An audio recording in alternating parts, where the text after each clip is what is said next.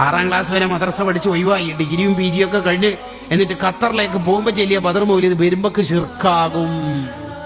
അവിടെയൊന്നും മൗലിദില്ല കേട്ടോ. Saudi Arabia അല്ല ശരിക്കും ഇസ്ലാമുള്ള നാട്.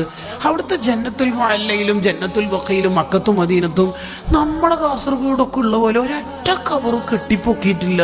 അതൊക്കെ തെറ്റാന്ന് ഇപ്പൊ മനസ്സിലാകുന്നെന്ന് പേര് പറയും കേട്ടാ. പോകുമ്പോ ചെല്ലിയ മദർ മൗലിദ് വരുമ്പക്ക് ദോഹ ഇന്റർനാഷണൽ എയർപോർട്ടിൽ നിന്ന് തിരിച്ചു വരുമ്പക്ക് ശിർക്കാവും. എന്താ കാരണം വീട്ടിൽ നിന്ന് കിട്ടേണ്ടത് കിട്ടിയിട്ടില്ല. ഈ ജന്നത്തുൽ മുഅല്ലയിലും ജന്നത്തുൽ ബഖയിലുള്ള സ്വാലിഹീങ്ങളുടെ ഖബറിന്റെ മേലെ ഖുബ്ബ ഉണ്ടായിരുന്നു, ഖബർ കെട്ടിപ്പൊക്കിയിരുന്നു എന്ന് ഇമാം നവവി റഹിമഹുള്ളയുടെ തഹ്ദീബുൽ അസ്മാ വൽ ലുഗാത്തിലും അത്യാദിയുള്ള സർവ്വ ചരിത്ര ഗ്രന്ഥങ്ങളിലും ഉണ്ട്. ഇല്ലേ? ഉണ്ട്. ആ ചരിത്ര ഗ്രന്ഥങ്ങളിൽ ഉള്ളത് പിന്നെ കളവാവോ? അല്ല, അത് കളവായിട്ടല്ല. ആ ഇമാമിങ്ങളൊക്കെ ഉള്ള കാലത്ത് അതൊക്കെ ഖുബ്ബ ഉണ്ടായിരുന്നു, ഖബർ കെട്ടിപ്പൊക്കിയിരുന്നു.